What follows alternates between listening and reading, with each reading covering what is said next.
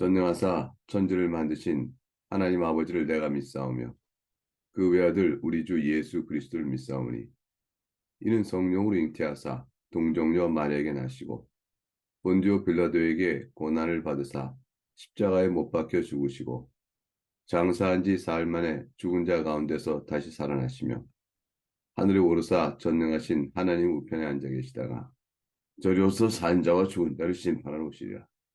성령을 믿사오며 거룩한 공예와 성도가 서로 교통하는 것과 죄를 사하여 주시는 것과 몸이 다시 사는 것과 영원히 사는 것을 믿사옵나이다. 아멘. 아침에 하나님께 올릴 찬송은 찬송가 262장, 찬송가 262장, 날 구원하신 예수님, 1절, 3절, 5절, 1절, 3절, 5절, 짧은 찬송입니다. 1절, 3절, 5절, 함께 찬송하겠습니다. 날 구원하신 예수님 영원히 찬송하겠네. 저 죄인 어서 주께 와 죄 사유하심 받으라. 주 우리 죄로 인하여 피 흘려 죽으셨으니 주밖에 없는 사랑을 만 백성 알게 전하세. 목마른 자 이세메와 영생의 물을 마시라. 내 주를 사랑한데도 늘 맘에 부족하도다. 오늘 선포되는 주의 복된 말씀은 매일생의 순서에 따라서 열왕기상 2장 13절에서 25절까지 말씀입니다. 말씀의 내용은 전하면서 말씀을 듣도록 하겠습니다. 우리는 앞서 다윗이 이스라엘 왕이 된 지 40년째쯤 됐던 시절에 일어나는 일인 것을 우리가 알 수가 있었습니다. 다윗은 헤브론에서 유다와 베냐민 지파의 왕이 된 것, 그것이 7년 정도였고 나중에 북쪽인 10지파까지 통합된 예루살렘 전체의 왕이 된 건 33년, 통합 40년 세월을 왕으로 있었습니다. 그러니 그 정도 되면 다윗의 왕권에 대해서 감히 도전하지 못할 훌륭한 통치를 하나님께서 안정적으로 주셨을 것이라 생각할 수 있습니다. 하나님의 은혜가 아니면 40년 동안에 그만한 왕권적 안정을 취할 수는 없는 것이죠. 그런데 다윗의 문제는 다윗 집안 안에 있었습니다. 결국 다윗의 죄로 인하여 다윗의 아들들은 영적인 방종함과 하나님의 통치 아래 겸손한 마음으로 엎드려지는 일들에서 실패하고, 우리가 다 알듯이 암논이 그렇고 압살롬이 그렇고 죄송합니다. 우리가 지금 보는 솔로몬이 또한 그렇습니다. 근데 하나님께서 솔로몬에게 또 은혜를 주셔서 다윗의 왕이 앉게 하시고 그 나라를 견고케 하셨습니다. 오늘 이제 우리가 살피는 13절 이하부터의 내용은 하나님께서 솔로몬을 어떻게 도우셨는지, 그래서 솔로몬의 왕적 통치가 어떻게 안정하게 되고 견고케 되는지 그 과정을 보게 되어집니다. 그 과정 가운데 첫 번째로 아도니아 함께한 아비아들 제사장, 요압 장군, 시므이 이런 등등 이어지는데, 아도니아 함께한 무리들을 하나씩 척결하는 내용이 나오고, 또 시므이까지 다윗의 유언에 의해서 하나하나 솔로몬이 척결하는 내용이 전개될 것입니다. 이것은 과연 솔로몬이 지혜로운 자임을 잘 보여주고 그 지혜를 부어주신 하나님께서 전체적으로 어, 공의를 이루어 가시는 그런 모든 과정을 보여주십니다. 그리하여 결국 다윗의 유언은 이루어지고 솔로몬이 전체적으로 자신의 왕권을 하나님의 은혜로 공고히 하게 되는 내용을 보게 될 것입니다. 그 중에서 특별히 오늘 살필 내용은 아도니아의 처벌 과정입니다. 그것의 과정이 어떻게 되는 것일까? 아도니아가 우리가 아는 것처럼 제단 뿔을 붙들고 생명을 요구했고 또는 구걸했고 솔로몬이 그를 그때 바로 치지 아니하고 그를 내어줍니다.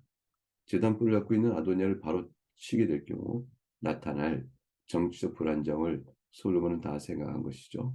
그 때를 보고 왕권은 이미 솔로몬이 잡았으므로 아도니아의 그 쓴 뿌리를 언제 제거할 수 있는지 하나님께서 좋은 기회를 주시기를 바라며 네가 악을 행하지 않고 다시 말하면 솔로몬에게 충성하는 한 너는 살 것이다 라고 전제를 붙여 아도니아의 생명을 구원해 줍니다.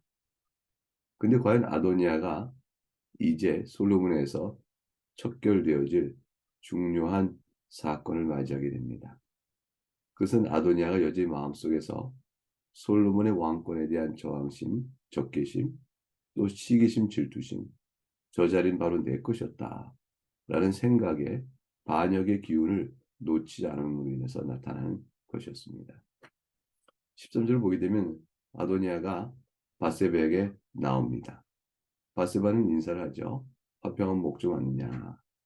그건 단순한 인사입니다. 네가 뭐 다른 악한 목적 왔느냐? 뭐 이렇게 물으면 의도적인 사실적 관계도 물 수 있지만 인사할 수 있습니다. 당연히 화평한 목적입니다. 네, 인사를 드려 왔습니다. 바세바 말하되 그가 이제 드릴 말씀이 있어 왔습니다. 말하라 했고 근데 15절에 보니까 아도니아가 어떤 사람인지 어떤 마음인지가 적나라하게 드러납니다. 아도니아는 감히 이제 바세 앞에서 이렇게 말합니다. 본래 이 왕위는 내 것이었습니다. 누가 정한 것일까요? 자기가 정한 것이죠. 자기 위로 형이 있던 암논이 죽고 압살롬도 죽고 그 사이에 또 형이 있었지만 유명무실하고 그래서 자신이 왕권을 가질 다윗의 후계자라는 것은 요압 장군도 인정하는 바야. 아비아들 제사장도 인정하는 것이었으니 이건 온 이스라엘이 다 내게 얼굴을 향하여 왕으로 사물했던 것이라 볼 수 있습니다라고 이야기합니다. 그런데 그 왕권이 내 아우인 솔로몬에게 돌아갔습니다. 저는 여호와께로 말미암이라고 인정합니다. 그래서 하나님께서 이제 솔로몬을 왕위로 앉힌 것을 인정하듯이 얘기했지만 사실 본래 자기의 것이었다. 라는 말을 먼저 내세워서 여전히 마음 중심에 왕권에 대한 미련이 있음을 나타내 보이고 있죠. 기회가 있으면 여호와께는 말씀합니다. 하나님의 섭리에 겸손히 인정한 사람이 아닙니다. 그래서 기회가 있으면 여호와께서 다시 내게 돌리셨다. 얼마든지 말을 바꿀 사람이죠. 그렇게 함으로 해서 자신의 왕권에 대한 욕망과 욕심을 감하지 숨기지 못하고 있는 것입니다. 근데 바세바에게 그렇게 말을 하고 있는데 바세바는 손짓했을 것입니다. 근데 이 아도니아가 16절에 자신의 그 욕망은 솔로몬과 대적하였던 뜻이 결코 아닙니다. 라는 뜻으로 한 가지 소원을 당신에게 구합니다. 라고 말하죠. 그리고 그 청을 거절하지 말아주기를 부탁하고 그 내용이 뭔가 했더니 17절에 보니까 수넴 여자 아비삭을 내게 주어 아내를 삼게 하소서. 수넴 여자 아비삭은 다윗이 노년의 몸이 차갑고 기력이 영 약해졌을 때 그 다윗을 수종 들도록 어, 한 여자였습니다. 용모가 지극히 아름다웠다 되어 있는데 다윗이 아비삭과 동침하지는 않았다 이렇게 되었습니다. 노년에 다윗을 지극히 섬겨줬던 일종의 몸종처럼 그러한 여인이었습니다. 그런데 아도니아가 아비삭이 용모가 아름답고 그러하였지만 굳이 아버지를 가까이 섬겼던 아비삭을 내게 주어 아내를 삼게 하소서라고 부탁하는 저희가 이것 도대체 무엇일까? 이걸 생각해 봐야 되죠. 그래서 말하길 왕이 바세바가 청하면 솔로몬이 당시의 청을 거절하지 아니하리라. 이렇게 말을 합니다. 다윗의 노년의 후궁이었던 아비삭을 왜 구했을까? 선왕의 즉 돌아가신 선왕의 첩이나 후궁을 취한다는 것은 사실 딱 한 사람만이 할 수 있는 일인데 선왕의 왕권을 접수한 자 또는 계승한 자가 할 수 있는 일이었습니다. 아들로서 아버지의 왕권을 계승한 자는 아버지의 첩이나 후궁을 취하지 않죠. 만일 누가 정복자가 되어서 그 왕권을 뒤엎게 되면 그러면 이전 왕의 첩이나 후궁을 취합니다. 그것은 뭐냐면 이전 왕의 모든 권력과 권세가 내게로 왔다라는 사실에 대한 과시입니다. 아비삭이 다윗과 동침하지 않았으니 후궁은 아니지 않는가라고 아도니아는 말을 하는지 모릅니다. 그러나 백성들이 볼 때는 사람들이 볼 때는 그렇지 않은 것이죠. 그래서 아도니아가 아비삭을 취하게 되면 실제적으로는 아도니아가 다윗의 후계자인 듯한 후광을 영광을 또는 위세를 드러낼 수 있게 되는 빌미가 되는 것입니다. 이 자체가 반역의 마음이 아니면 또는 솔로몬의 왕권을 없이 여기지 않으면 결코 행할 수 없거나 청하거나 원해서는 안 될 일이었습니다. 이것은 솔로몬이 바로 간파하듯이 아비삭의 속마음을 드러낸 것이고 아비삭을 처벌할 만한 이유가 되었습니다. 근데 되게 어머니가 그런 상황을 파악하고 의도를 파악하는 일에 보다 빠른 법인데 오늘 사건의 전개는 그렇지 못한 상태로 드러납니다. 바세바가 아도니아의 뜻을 평화롭게만 받아들인 것이죠. 그래서 바세바가 아도니아를 위하여 솔로몬 왕을 찾아가서 그에게 말을 하게 되어집니다. 20절에 보니까 내가 한 가지 작은 일로 왕께 구하오니 내 청을 거절하지 마소서. 왕이 대답하되 내 어머니여 구하소서. 내가 어머니의 청을 거절하지 않으리라. 그냥 바세바가 예를 다해서 왕께 아도니아를 대신해 청을 내어 줍니다. 21절에 청하건대 수냄 여자 아비삭 아도니아에게 주어 아내로 삼게 하소서. 아도니아는 왜 자신이 직접 솔로몬에게 나아가 청을 하지 않고 바세바를 통하여 했을까요? 그것은 바세바와 솔로몬의 관계, 모자 간의 관계가 매우 돈독하고 또 그 청하는 책임을 직접적으로 구하기보다 간접적으로 구하여 자기가 이 일로 인해서 혹시 화를 당할 때 또 면할 수 있는 길을 찾고자 하는 얕은 꾀일 수도 있습니다. 솔로몬이 당장에 묻죠. 아도니아를 위하여 왜 수냄 여자 아비삭을 나에게 구하십니까? 이것이 갖는 의미를 아십니까? 라고 묻습니다. 그리고 나서 그것은 바로 그가 내 형이니 왕권도 구하소서. 수렘 여자 아비삭을 구하는 것은 반역의 마음과 또 나에 대한 충성의 마음을 여전히 유지하지 못한 채 하는 것이다 라는 것을 그대로 드러내고 그 행위와 그 의도를 간파하여 솔로몬은 바로 얘기합니다. 결국 아도니아에서 왕권도 구하시고 제사장 아비아들과 수리 아들 요압을 위해서도 구하소서 이렇게 얘기를 했습니다. 아도니아가 이 말을 하였은즉 23절에 보게 되면 그렇게 말하죠.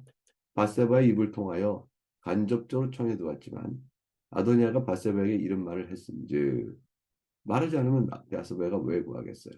바세바가 스스로 생각하여 아도니아에게 수냄 여자 아비삭을 주면 좋겠다. 혼자 생각한 것은 아닐 것은 누구나 알 수 있죠. 결국 그래서 솔로몬은 이제 아도니아를 처벌할 기회를 얻었습니다. 반역의 마음을 갖고 있는 아도니아는 이미 한 번 반역죄를 지은 자이기 때문에 그 마음의 기미와 그 마음을 드러낸 것 자체로도 이제 그 스스로 말하였은즉 마음으로만 품고 있을 때야 처벌하지 않습니다. 말을 하고 행동으로 옮길 때 그 죄가 죄로 더 처벌의 대상이 됩니다. 하나님께서는 마음에 품은 죄도 아시죠? 근데 마음에 품은 죄가 겉으로 드러나게 되면 세상도 아는 것입니다. 겉으로 드러나게 되면 세상도 알게 되면 세상도 그를 정죄합니다. 하나님께서는 마음의 악함도 아시고 그것을 죄로 책망하시지만 세상은 그것을 모르죠. 그러나 말과 행동으로 드러나면 세상도 압니다.